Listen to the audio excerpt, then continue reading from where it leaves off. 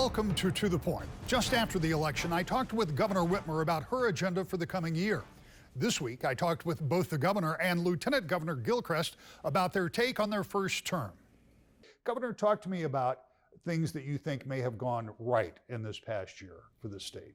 Well, I was just meeting with the Michigan Economic Development Foundation, and we went through a full calendar year of great economic development wins. That's jobs, that's landing investment in Michigan for the future of our economy, creating opportunity for every person to be prosperous in the state. So I think that we've put Michigan on the map. We have totally turned the narrative that we were too slow and Lansing was too divisive, and we didn't compete with other states. We are now changing that whole persona and getting investment. I think that's something that really was a bipartisan effort. It was an effort with stakeholders. I mean, this has been a statewide benefit to all of us, and so I'm excited about what we've done in that space. Lieutenant Governor, you spent a lot of your days presiding over the Senate. Talk to me about, from your perspective, what went right there and elsewhere in government. Well, the thing that sticks out to me on top of the economic development is the bipartisan consensus on record education spending, especially for K-12 education and expanding access to childcare. That expanded childcare access means that more people can fully participate in the economy today and know that their children are well taken care of, supported by well-respected professionals who are going to position them to be early readers and early leaders. And then those kids will go into a K-12 system that's seen more investment over the last 4 years in bipartisan education budgets than has ever happened in the history of education in Michigan. And that's positioning our young people to be able to benefit and drive this economy that we're growing right now going forward. For the jobs that we're creating, the young people will be better prepared to go into those positions and to afford to be able to do so with more affordable four-year college, thanks to the Michigan Achievement Scholarship that we signed into law this year, and the expansion of the Reconnect program to include wraparound services for those who are going to community college tuition free, so that if something comes up, they'll be able to meet that need and still be able to finish their education. So I'm proud that the legislature has worked with us on a bipartisan basis to be able to deliver these key education and skills investments for the state of Michigan this year. And of course, the equalization of payments to schools across the state, which is no small feat. It took 30 years to get there, but something that did finally happen. Let's talk about education a little further, because one of the things that you hear, and I know that you're keenly aware of, you've talked about it, Governor Snyder talked about it, Governor Granholm talked about it, and that's getting the right skills for the right folks for the right jobs in the state, because it's one thing to attract businesses here, and that's good, but they're not going to come here unless we have the ability to scale up and train workers that they need. Where are we in that process? I think we're making a lot of progress there as well. We've got some of the finest public education institutions in America right here in Michigan. Our community colleges are phenomenal and strong. And so when I think about an announcement we made around Goshen in Big Rapids, right? These are long-range batteries. This is the future of electrification and mobility. It was a partnership with Ferris. Dr. Pink was a big part of those conversations, meeting the workforce needs, giving every person in Michigan a path to skills that translate into these good paying jobs. So I'm excited. I think that there's a lot more good work to do here, but that is a template for how we are solving problems, how it benefits a community that traditionally wasn't the first thought in terms of, a kind of north and west side of the state. But it is a great opportunity. It's going to ensure for generations good paying jobs in Big Rapids. It's going to inure to all of our benefit, and it's going to continue to push us to the front when it comes to innovation. What are the things that you would have liked to have seen happen this year that didn't happen? I was hoping that the legislature would work with me to increase the earned income tax credit. That is an opportunity for people who are working hard, who have families, to keep some more money in their pocket. There was a lot of conversation and talk about giving people some relief, but I was hoping that they would actually get back to the table and negotiate. They decided not to do a whole lot in lame duck. That's fine. We'll get to work as soon as the first of the year happens. We've already had conversation with Senate Majority Leader-elect Winnie Brinks and Speaker-elect Joe Tate. We are confident that as we go into next year, we're going to be aligned in giving people relief, whether it is the pension tax repeal or it is a working family tax credit. These are ways that we can help put more money in people's pockets at a time when too many are struggling to pay the bills. Talk to me, Lieutenant Governor, about the new makeup in the Senate, because you've obviously been there for 4 years with Republicans in control. Democrats take control, but it is a narrow control, as it is in the House. And Governor, as you know from serving in both bodies, it was related to me one time by a former Speaker of the House that trying to keep everybody in the House together was like herding minnows. And so It's even harder than cats. that's right. So how difficult is it going to be to keep everybody together? Well, first and foremost, I think that we are, and the incoming senators and this incoming majority is eager to be in this position for the first time in 40 years in Michigan, and sees that as an opportunity. Now, we also know that this majority was delivered by the voters because they wanted to see continued progress in the way we've approached leading here in Michigan, which has been focused on problem solving and being practical and focused on these fundamentals of infrastructure and education. And I think the Senate majority is going to do that. Now, in terms of how they manage being in the majority, I think it's going to take some getting used to. But I do know that the priorities are clear, that these people are going to represent their districts well, and that people elected us to do the work on continuing to make roads safe, to make water clean, to make sure that we can build on this economic development momentum and job creation momentum. And so I'm excited to continue to work with the Senate. And you know, the truth is, a lot of the stuff we're going to do in that chamber is still going to be bipartisan because we represent all of Michigan. And I think that we agree that we need to keep investing in education. We agree we need to keep investing in water and protecting our natural resources. And we agree that we keep needing to invest in job creation. And so I think there's going to be a greater sense of collaboration, certainly between us on this side of the street and across the street, but I also think the chamber is going to be more collaborative as well. Governor, 4 years ago or thereabouts, it came up in my memories not long ago. You and I were in a building across the way talking about what you would do when you first became governor. And you said something to the effect, you had talked to one of your colleagues, and it was the things that you don't expect. Those are the things that kept you awake at night because you don't know what to expect. Fortunately, you've had a very smooth 4 years. Uneventful. Very uneventful. But I think there'd be a lot of people that don't even remember the polar vortex. I mean, that was maybe one of the first challenges. 3 weeks in. Yeah, you faced, and it was a real deal. Yeah. Give me your perspective on these last 4 years, understanding that as part of the election cycle and as part of the conversation, there are people who have disagreed with you about the way you've handled a number of things, including the pandemic response. But give me your take on those 4 years. Well, you know, I think we've had unprecedented challenges. You know, I don't think there's another administration in history that's had to deal with as many. Every administration has crises that they have to confront. It's just life, right? And having leadership that tries to get the best information and make the hard calls in a timely way, I think has been really important. Despite all these challenges, you know, pandemic and 500-year flooding events and having to evacuate a whole city in the middle of all of this, to threats, to divisive elections. I mean, it's been a lot that we've had to confront, and the polar vortex as well, as you mentioned. And yet, you know, we were just reelected by an even bigger margin than when we were elected 4 years ago, and that was pretty historic at the time. So we don't use any, you know, over-the-top language. We're going to stay focused on, this is an affirmation of the fact that we're focused on the right things, helping every person get ahead, making sure Michigan's a great place to do business and to invest, ensuring that our young people will stay in Michigan. This is what drives so much of the work that we are doing, and it will continue to do so. There will be crises in the next term. Let's just hope that they don't even come close to what we've just worked through.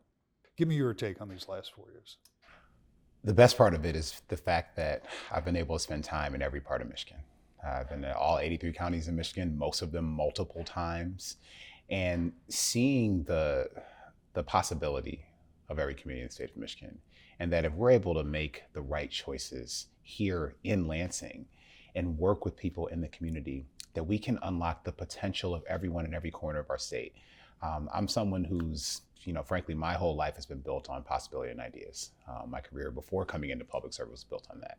And I want to see that continue to be, you know, how we define the president in the future here in the state of Michigan. And when I talk to someone in West Michigan and they tell me about what they want to see for their children, I think about my own and how we want to work so hard to make sure they have that and can deliver it. And so it's been a tremendous experience to be able to serve at this level and deliver for people, whether it's delivering second chances through our criminal justice reform work, whether it's delivering connectivity through our internet access work, which is creating opportunity through our rural development and rural economic development work we've been doing.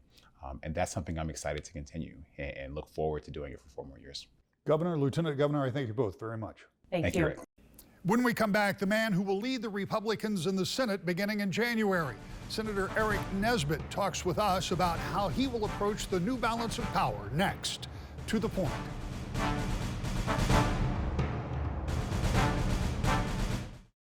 Welcome back to the Point. The election last month did something that hasn't been done in 40 years.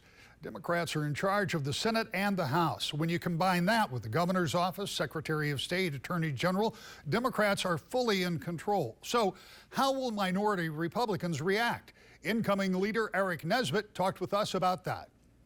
Senator, let's talk about this. We talked before the election. We talked during the election. I know you and your colleagues were out there working hard. And this was an election year that many people believed Republicans would have better outcomes. They didn't here in the state of Michigan for the first time in a long time. They've taken control of the House and the Senate. You are now going to be the leader of the Republicans in the Senate. How do you approach this next 4 years as the agenda is going to be set by the Democrats for the first time in a long time? Yeah, I mean, it shows how divided the nation is, how divided the state is. I mean, you essentially have as close to 50-50 in both the House and the Senate, with a 1-seat majority for the Democrats in both the House and the Senate. And so and I think that's something where even though Governor Whitmer won by double digits at the top of the ticket and really, outspent, I think about 10-1, $50 million to $5 million to what Tudor Dixon, is that they reshaped, I think, the narrative and talked all about abortion. That's been settled. That's in the Constitution now. And so it's something where I'm going to continue to do what I've been doing the last several years, is I'm going to concentrate on what the hardworking families in West Michigan are looking for. Results-oriented leadership, trying to work to lower taxes for Michigan residents, families, seniors, small businesses, working to expand opportunities for education in terms of worker training, career and technical education, trying to work to lower the cost of gas prices, energy costs here at home. That means keeping things like Line 5 open, stopping what Dana Nestle's trying to do and shutting down Line 5 that would increase propane and heating costs and gas costs, trying to work to allow real infrastructure to be invested in and grow, and trying to lower that cost. And so it's something where I'm going to continue to work and do the work and put in the work, and I know our caucus, the Republicans and caucus, stand ready to work if it means expanding opportunity, expanding business opportunities for Michigan residents, and be that work. But if they're going to try to limit freedom, expand government, and really try to dictate to people what they can and can't do, increase gas prices, increase energy costs, and lower opportunities, then we're going to work hard fight hard against those kind of policies. But I stand ready and willing to work together to try to expand opportunities here in Michigan. So the leadership for the Democrats in both the House and the Senate have a very similar problem, and you just outlined it a moment ago. That is, they have the majority. That's always a good thing, but it's a very narrow majority. So they have to keep all of their votes together in order to get things passed, or alternately, they have to do what you were just talking about, work across the aisle with Republicans. You've seen this from the other side, being in the majority and trying to keep sometimes even much larger majorities together. Mm-hmm. How difficult do you assess that is going to be, given that this is the first time the Democrats have had complete power in Lansing for decades, and there are a lot of things that they've had shoved away in their desk drawer for a long time that they want to do? I think it's something I'm not in necessarily a position to give them advice on how to work through it. But if I was in their shoes, I would look at finding ways to find a bipartisan consensus and try to govern in that middle 70%. I think people expect here in Michigan, hardworking families in Michigan expect us to get real things done, such as supporting education, investing in our roads and infrastructure, trying to work to make Michigan more competitive, not less competitive. And some of their ideas, and what I've been hearing, would make Michigan less competitive. Some of their ideas, and if it includes investing in hard infrastructure, roads, bridges, rail, et cetera, would probably mean making us more competitive. And so this is something where I think as I look at any of these issues, are there opportunities to move the state forward? Then let's team together, let's work together, or are these areas where it moves the state backwards and make us less competitive for both families to start making a living here, invest in a business, and grow that business here? You're right, 56 to 54 in the House, 20 to 18 in the Senate. That means that they have to decide either as a coalition on how to get it through with the slimmest, majorities, or whether they govern in a larger bipartisan way and try to find that consensus. And I think the way the voters were, as you look across the nation, that I think people are looking for us to get things done. And my hope is that we can move things in a positive direction here in the state of Michigan and be a positive force. But if they try to undo some of the big reforms that I think have helped make Michigan more competitive, then we're going to have to fight back on those. You talk about being more competitive. How do you make a state like Michigan more competitive when we know that we want to create more good-paying jobs, and we at the same time are trying to get people more skills to take advantage of those good-paying jobs? How do we as a state present ourselves as competitive to other states that are attracting jobs and workers? Yeah, I mean, I think there's a few things.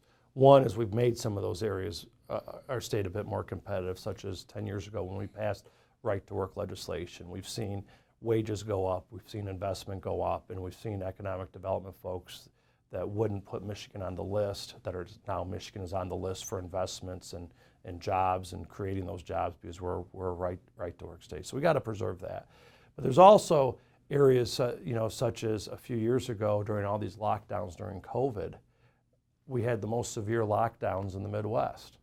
And that didn't help in terms of making our state more competitive. I have manufacturers that have facilities in both in the Holland area and also in Iowa.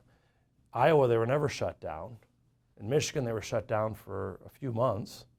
And so in the future, if they're looking at making investments, who has a more predictable environment in terms of those kind of investments? I do think that the permitting that we see out of the state departments, I think are very important, that we make sure that the environmental, the Department of Transportation, Natural Resources work together to make sure that they're streamlining the permitting process so that when companies invest here in the state of Michigan, that there's actually guidelines and timelines on those permits coming through.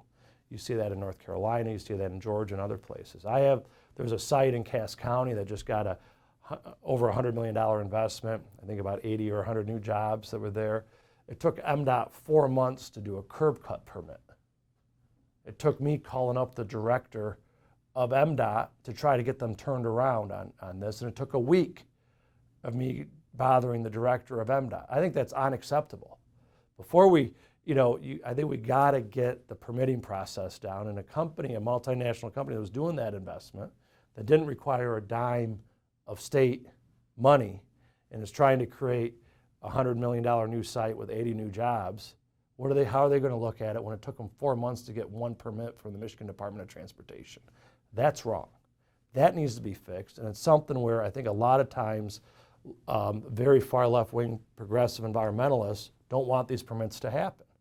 You're just seeing that around in Muskegon, around the lake there, as they're trying to redevelop it with old manufacturing sites. They're still waiting on permits from the environmental department, Eagle, to issue those permits for hundreds of millions of dollars of investments to happen in that state. I have same examples in the Saugatuck area, in the South Haven area, of real investments and dollars that could come in, help create housing, help create jobs, help create family supporting jobs to last in here if they would just issue these permits. And this is a real challenge that I think we have in the state. And it's a challenge that I continue to try to deal with these department directors. And it's been a change from when Rick Snyder was in charge, when he empowered these department directors to try to, how do we simplify things and get these permits issued? And under Governor Whitmer and these new department directors, it's taken a lot longer, and we're going to see a lot less investment because of it. Well, we know that the game is set for the next 4 years with Governor Whitmer and with the Democrats in control of the Senate and the House 2 years. Is there any way to make those kind of changes, given that the players are largely the same, the folks that are in control of all of those departments that have to issue those directives or issue those permits are going to remain Governor Whitmer's choices? So is there any chance of getting that change? Well, absolutely. If she's serious about economic development, growing the state, investing in Michigan, then she has to be serious about permitting reform. And that's something where I'm looking forward to working with anybody across the aisle and across the Capitol to help make sure that that gets done, and continue to be an advocate of making sure of trying to create, less friction for the kind of investments that we need in the state to keep young people here, to grow jobs, to develop the economy, and to grow the population here in Michigan to be a top 10 state. And so I'm going to continue to work on this. It's something where I'm going to continue to challenge the governor and these department directors to work to actually make sure that these permits are done in a timely manner and that they're actually put out there so that we can see these investments and jobs grow here in Michigan. Finally, when you think about coming back here in January, it's going to be a different environment. Probably a little more snow. Yeah, that's possible, although I don't think it'll be much colder than it is today. You're going to move over to the Capitol. You're going to be leading the Republicans in the Senate. You're going to have to put your agenda forward while the agenda overall is going to be being set by Democrats. How different is it, and how difficult is it going to be for Republican voices to be heard, and how confident are you that you are going to be able to work with the new majority? I mean, we have a great group of Republican senators. Mark Heisengott of Grand Rapids, good, practical business owner, somebody who wants to take care of business, somebody who wants to grow jobs here in the state, who's a great advocate for Grand Rapids and Kent County. John Bumstead out of Muskegon, who continues to want to see Muskegon develop and change and grow. Roger Victory out of the Zeeland Holland area, somebody who's his agricultural background and work in terms of processing and education is going to be very valuable to the state. Rick Outman, who's been a real leader out of Mount Calm County, that's been a real leader on health and human services issues and trying to work to make sure that we have a good healthcare system here in the state. And so there's just a number of folks in our caucus that are ready to get to work, roll up our sleeves, and continue to work to move our state forward. And we're going to be, we're going to work together. If it's moving the state forward, if it's moving the state backwards, we're going to work and fight and make it very difficult for them to rewind some of the good reforms of making us a more business-friendly state, making us a more family-friendly state, and making sure that we lower that friction of having capital come into the state, grow incomes, grow jobs here in Michigan. So that's why we got together. We have a policy committee that I've put together for Republicans. We're going to be issuing a good set of policy recommendations after the first of the year on what we stand for, on the areas that we want to accomplish in terms of jobs, education, infrastructure, healthcare. Put that forward to the people and hopefully provide some ideas to the Democrats that there is positive difference that the Republicans are going to continue to work on and make. A final thought next, to the point.